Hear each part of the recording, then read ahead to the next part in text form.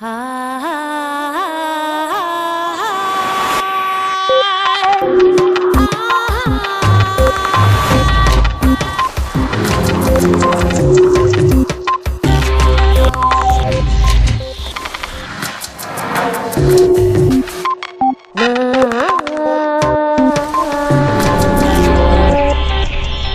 intuición es una fuente de conocimiento tan válida como la razón.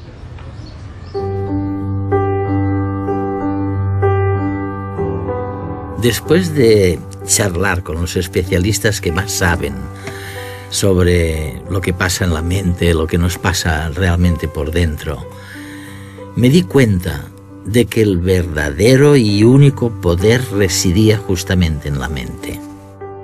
En este programa especial nos gustaría explorar algunas de las claves para enfrentarnos a las grandes incertidumbres que acosan a los homínidos.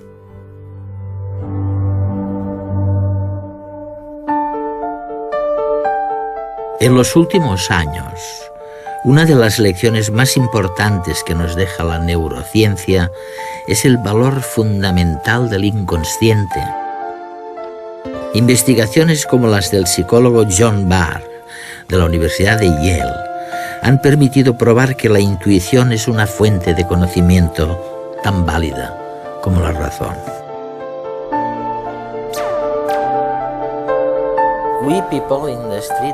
Nosotros, la gente de a pie, siempre habíamos pensado que el inconsciente era algo muy útil para las cosas pequeñas, pero que para las cosas más complejas era necesaria la conciencia. Ni se nos ocurrió que solamente con el inconsciente pudiéramos llevar a cabo procesos cognitivos complejos. Es realmente una revolución. Y no estoy seguro de que la gente de la calle sea realmente consciente de eso. No creo que lo hayan asumido todavía. Siempre ha imperado la noción de que la conciencia iba primero, de que todo arrancaba en la conciencia y de que las cosas se tenían que hacer con conciencia, deliberadamente. Una de las cosas que estamos descubriendo es que incluso en la persecución de objetivos conscientes, las motivaciones, las cosas que uno quiere, las evaluaciones, las preferencias, lo que a uno le gusta o no... ¿Me voy a casar o no me gusta casarme? Eso es. Todas estas cosas se fundamentan y basan en la información del sistema inconsciente. Así que el inconsciente entra en juego y nos influye, y a menudo nos aporta la respuesta a estas preguntas. Incluso cuando creemos que estamos haciendo algo conscientemente con atención y conciencia, en realidad hemos llegado a la respuesta de un modo rápido mucho antes de lo que creemos. ¿Es correcto pensar que el nuevo concepto de inconsciente tiene mucho más que ver con el afecto y el control de las cosas que el antiguo concepto de inconsciente? Es una nueva idea. Sí, mucho más. Antonio Damasio y otros científicos han destacado la importancia del afecto y de los sentimientos. Damasio fue realmente el primero en decir que los sentimientos son muy importantes a la hora de tomar una decisión o de elegir algo. Nos dan la respuesta correcta. Si sentimos que algo está bien o mal, lo haremos o no. Estos sentimientos vienen de algún lugar. Del inconsciente, de los sistemas que nos dicen si está bien hacer algo o no, como cuando tenemos corazonadas sobre lo que estamos a punto de hacer. Esa intuición, esa reacción visceral es producto de los antiguos mecanismos inconscientes. ¿Y qué hay de nuestro libre albedrío, entonces? La capacidad de obrar por reflexión y elección. La libertad de ser responsable de algo. Quedaría en entredicho esta idea, ¿no?, de la libertad. ¿Lo cuestionaría la libertad? Lo más importante de esta investigación son las implicaciones que tiene para el sistema legal, para la responsabilidad personal, para la moralidad. De hecho, se está generando mucho debate ahora mismo sobre todo este tema entre los expertos, por internet, en los blogs. ¿Qué repercusión tiene esto sobre la responsabilidad personal? Lo que fluía de aquella conversación rompía un buen número de tópicos y permitía comprender descubrimientos mucho más recientes e incontrovertibles, como el realizado por John Dylan Haynes, Resulta que las neuronas deciden 10 segundos antes de que lo hagan las personas observadas individualmente. Descubrimiento que sin duda cuestiona la solidez de un concepto muy antiguo como es el libre albedrío. Te contaré un experimento. ¿Sí? Realizamos un experimento con un escáner cerebral en el que las personas debían tomar decisiones muy sencillas. Podían decidir si pulsaban un botón a la izquierda u otro a la derecha. En este caso sientes que eres totalmente libre de elegir de hacer una cosa u otra. No hay nada que te obligue a elegir una opción o la otra. Registramos la actividad cerebral de las personas y descubrimos que podíamos predecir su decisión. Si iban a pulsar el botón de la izquierda o de la derecha 7 segundos antes de que la hubieran tomado. No 7 segundos antes de que pulsaran el botón, sino 7 segundos antes, incluso de que pensaran que habían decidido cuál iban a escoger. ¿Somos conscientes de una decisión o no lo somos? No. Hay muchas cosas que ocurren en el cerebro y en nuestro inconsciente que no experimentamos conscientemente. Se produce un gran procesamiento en segundo plano. El cerebro procesa previamente todas las opciones inconscientemente y al final, cuando te decides, es cuando interviene la mente consciente.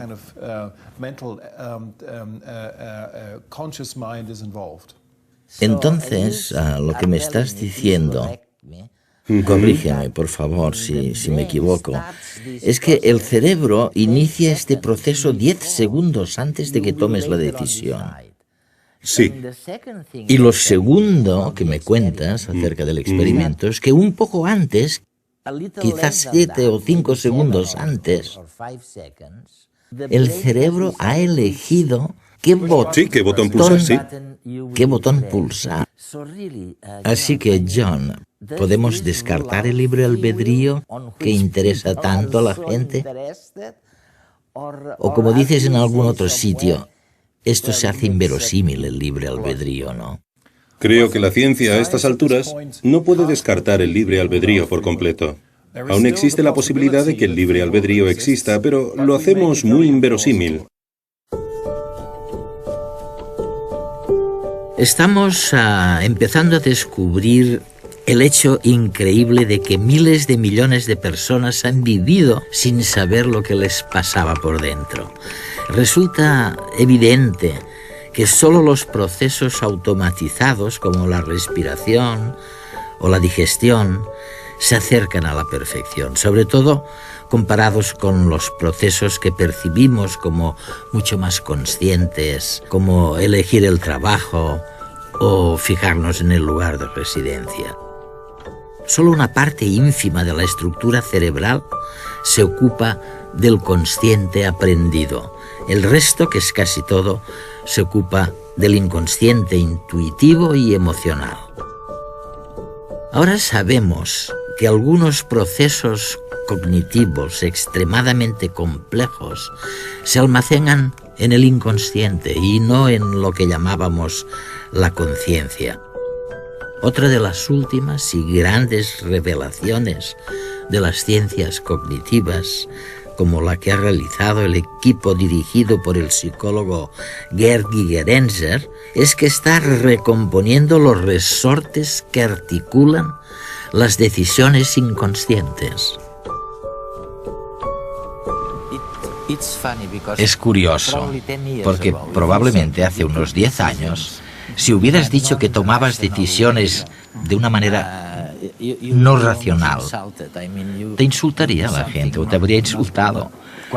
Vamos, que no se te consideraría serio. Y sin embargo, hoy en día, esto ha cambiado, literalmente ha cambiado. Bueno, creo que forma parte de los resultados novedosos que tenemos ahora. Demostrar que la intuición puede llegar a ser mejor que los modelos de elección racional, o la regresión múltiple, o los programas estadísticos más complejos. Esto no se sabía hace 10 años y es algo muy novedoso. Por ejemplo, hace 10 años no se sabía, pero resulta que tomamos mejores decisiones si tenemos en cuenta una buena razón que si tenemos en cuenta 10. Esto es nuevo totalmente, ¿eh? Sí, es nuevo. Hasta ahora, cuando la gente se basaba en uno o dos motivos solamente, esto se consideraba irracional. Se creía que era mejor esperar y sopesar todos los factores. Esto era lo esperable para tomar la mejor decisión. Hay muchos ejemplos que lo corroboran, pero permíteme que cite uno muy sencillo. Imagina que estás en el concurso ¿Quién quiere ser millonario? Y llega la pregunta del €1.000.000, que es la siguiente. ¿Qué ciudad tiene más habitantes? ¿Detroit o Milwaukee? ¿Qué crees? El tiempo corre. Pues le hicimos esta pregunta a los estadounidenses y hubo división de opiniones. El 60% se inclinó por Detroit, que es la respuesta correcta, pero el resto optó por Milwaukee. Luego hicimos esa misma prueba con alemanes, que sabían poquito sobre Detroit, y la mayoría ni siquiera había oído hablar de Milwaukee. ¿Qué crees que pasó? ¿Qué proporción de alemanes crees que acertó la respuesta? Lo sorprendente es que prácticamente todos, muchos más, el 90%. ¿Y cómo es posible que las personas con menos información realicen sistemáticamente mejores inferencias que las que saben más cosas?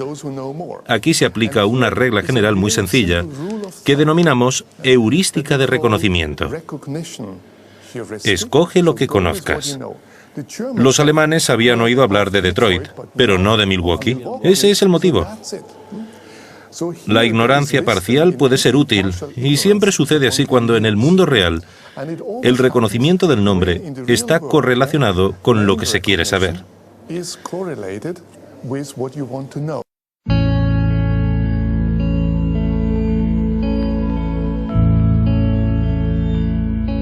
Finalmente, resulta que hemos podido zanjar el debate que ha existido durante décadas entre dos bandos, los que creían en la programación genética y cerebral y aquellos que creían en la experiencia individual. Esta lucha ha sido sustituida ahora por el descubrimiento de la plasticidad cerebral. El cerebro cambia continuamente con la experiencia, que deja huellas profundas y, por supuesto, los cambios ocurren a niveles diminutos en lo que llamamos sinapsis, donde las neuronas entran en contacto unas con otras. Nuestros estudios se centran en ver cómo se desarrolla el cerebro. Es una ciencia realmente nueva, de hecho, solo existe desde hace unos 5 o 10 años, desde que utilizamos tecnología como la neuroimagen, las resonancias magnéticas cerebrales, que nos permiten hacer un escáner del cerebro de una persona viva para ver cómo se desarrolla este a lo largo de la vida. Y estos estudios de investigación muestran claramente que el cerebro sigue desarrollándose durante décadas, y una etapa del desarrollo especialmente crucial es la adolescencia. ¿El nuevo concepto cuál es entonces? Es la plasticidad del cerebro, a diferencia de lo que se pensaba, de que con la edad las neuronas dejaban de crecer. Ahora resulta que no, que la edad no es un obstáculo y que seguimos aprendiendo y cambiando de distintas formas, pero durante toda la vida. Aprendemos durante toda la vida. Sí, es cierto. El desarrollo, los cambios en el número de conexiones celulares y también en la velocidad con la que las células se pueden comunicar. Parece que todo va cambiando de forma natural durante décadas, o más incluso. Y además existe otro tipo de plasticidad que surge cada vez que aprendemos algo nuevo. Cada vez que aprendemos una palabra nueva o un nuevo rostro, algo cambia en nuestro cerebro. La fuerza de las conexiones entre las células cambia. Y sabemos que podría seguir así para siempre, durante toda la vida. Sara, me han comentado que se podría desarrollar el concepto de plasticidad cerebral. De hecho, se podría hacer después de 2 o 3 experimentos. Bueno, uno de los primeros experimentos fue un estudio hecho en Londres sobre los taxistas londinenses, de una de mis colegas en la Universidad de Londres. Allí, para llevar un taxi tienes que saberte no sé cuántos miles de rutas. Creo que son unas 25.000 rutas. Increíble, ¿eh? Tienes que aprendértelas todas de memoria, así que se trata de personas con una memoria espacial prodigiosa. Ella los estudió y se fijó en la estructura y funciones de sus cerebros. Y lo que descubrió fue que, comparando con otros conductores, el hipocampo, que es una parte del cerebro que se encarga de la memoria y del aprendizaje espacial, una parte de este era mayor. Mayor, ¿eh? Sí. En los taxistas, comparado con otros conductores. Y el tamaño de esa parte del hipocampo tenía que ver con el tiempo que habían estado conduciendo taxis, cosa que sugería que realmente el tamaño tenía que ver con la necesidad de moverse por Londres. El descubrimiento reciente de lo que llaman la plasticidad cerebral, es decir, del hecho de que las experiencias personales dejan una huella en la estructura cerebral, nos demuestra que no hay nada que cambie de una manera determinada para siempre. Este hallazgo nos revela que estamos programados, es cierto, pero para ser únicos, totalmente distintos del vecino y de los demás, de los que estaban antes y de los que vendrán después. A la luz de lo que se ve en la calle, la gente tiene una capacidad infinita para hacerse infeliz. ¿Tiene esta infelicidad algo que ver con el hecho de que estemos programados para ser únicos? Resulta que, al no estar determinados necesariamente ni por los genes ni por los conocimientos adquiridos, somos más libres que el resto de los animales. Tenemos que empezar de cero, al contrario del pollito que sale disparado, picoteando al nacer. Pero claro, nos equivocamos muchas veces. Somos más infelices porque somos más libres. Esa es la tesis del neurólogo Pierre Magistretti. Ahora hay una idea, un concepto que se basa en datos experimentales, el concepto de plasticidad cerebral. Es decir, nuestro cerebro no queda codificado una sola vez y para siempre al final del desarrollo cerebral, tras la infancia o en la primera infancia, sino que cambia continuamente como resultado de la experiencia. Evidentemente, los cambios suceden en un ámbito muy pequeño que nosotros, los neurobiólogos, denominamos sinapsis, que es donde tienen lugar los contactos entre neuronas. Tenemos alrededor de 100.000 millones de neuronas y cada neurona entra en contacto con 10.000 neuronas más. Por tanto, tenemos 1.000 billones de sinapsis. Es increíble, ¿no? Eso es muchísimo. Pero además, la experiencia modifica la eficacia de la sinapsis.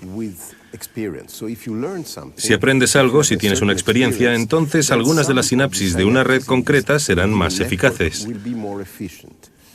Esta es la base del aprendizaje y de la memoria.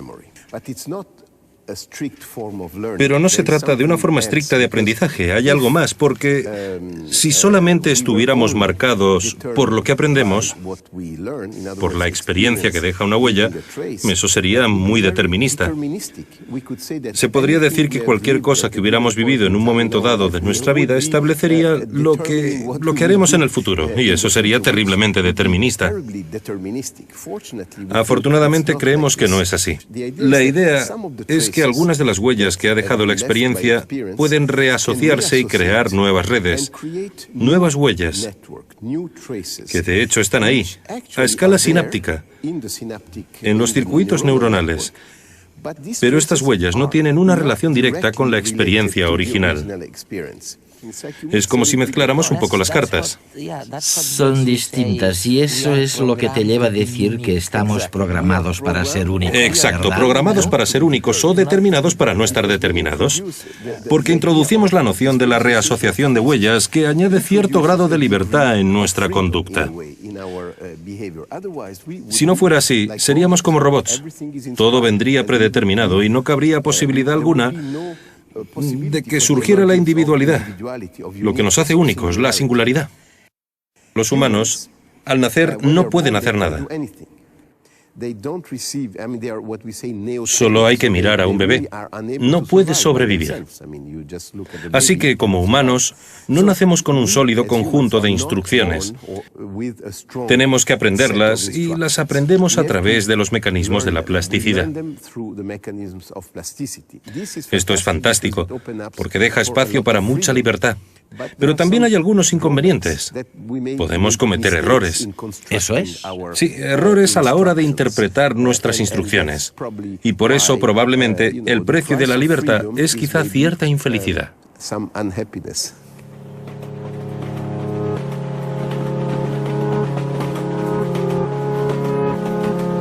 Cuando observamos el cerebro, resulta difícil encontrar un único lugar en el que se aloje un recuerdo concreto. Al rememorar el pasado, los pedacitos de información vuelven a unirse desde las diferentes partes del cerebro, y eso es lo que da lugar a lo que experimentamos como recuerdos. Todo, o casi todo, parte de ese mecanismo preciso.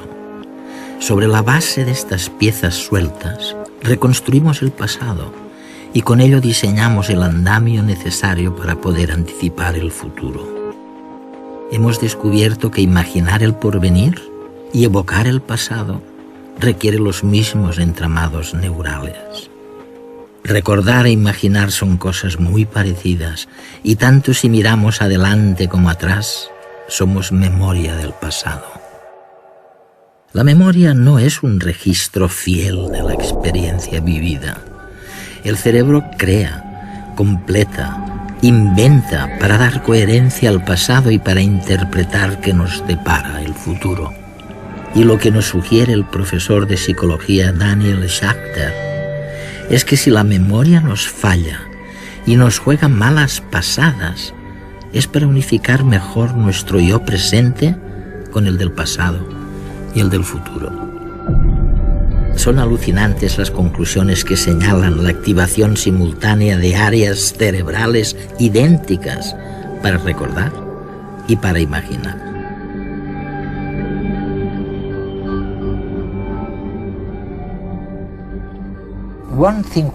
Hay una cosa que me fascina de todas tus últimas investigaciones y para mí supone una gran contribución a la ciencia.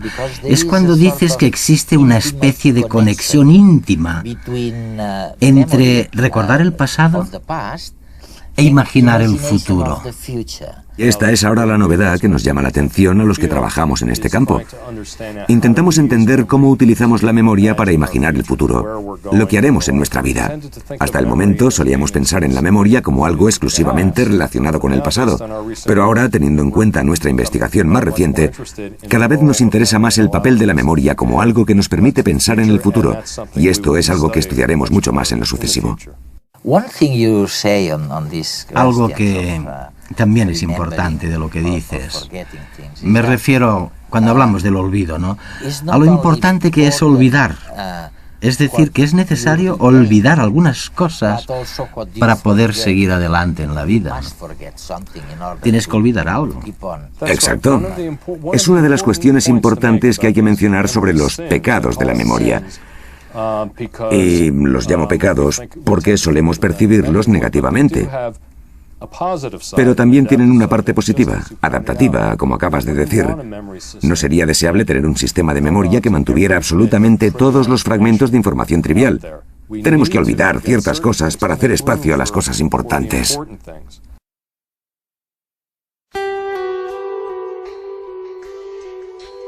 Con toda certeza no ha habido a lo largo de la evolución un avance más insospechado y decisivo, a la vez como el impacto de las interacciones de las redes sociales. Nos referimos al papel creador e innovador del intercambio de conocimientos, de chismorreos, de impresiones, de gustos, de estados anímicos que incitan las redes sociales en el seno de la manada. Los antecedentes de la famosa ruta de la seda, la que comunicaba con Oriente, o la del incienso que acercaba el Mediterráneo a la India, fueron realmente redes sociales en las que germinaron las civilizaciones globalizadoras del mundo actual. Los siglos que se tardaba en aquel entonces en generar una civilización distinta y compleja contrastan con el presente de las nuevas tecnologías de la comunicación.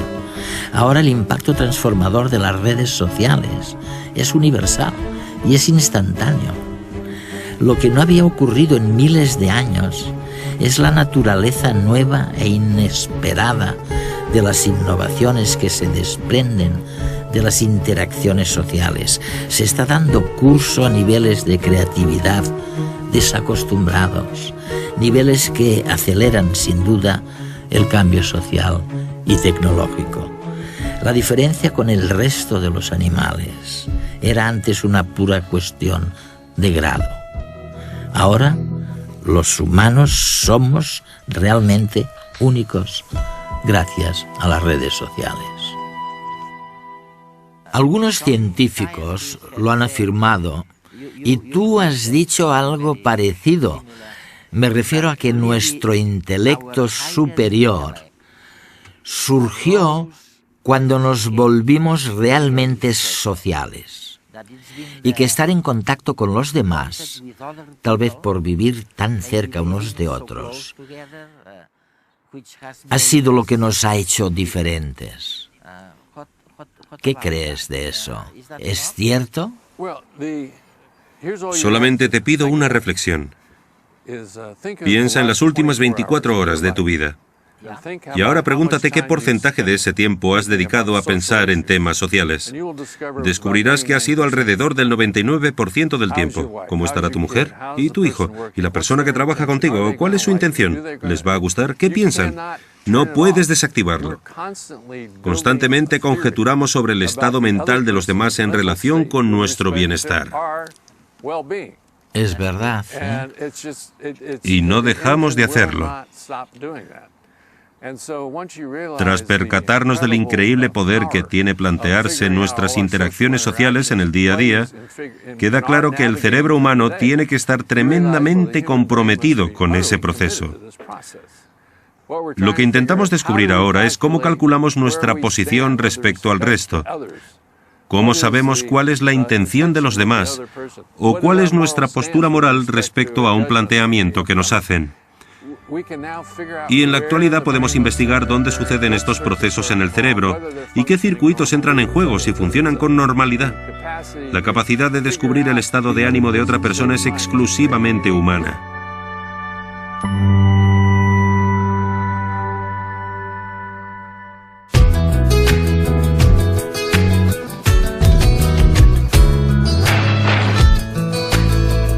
¿Crees que para desarrollar mejor nuestro potencial tendríamos que tener una educación orientada hacia la creatividad y desarrollo emocional?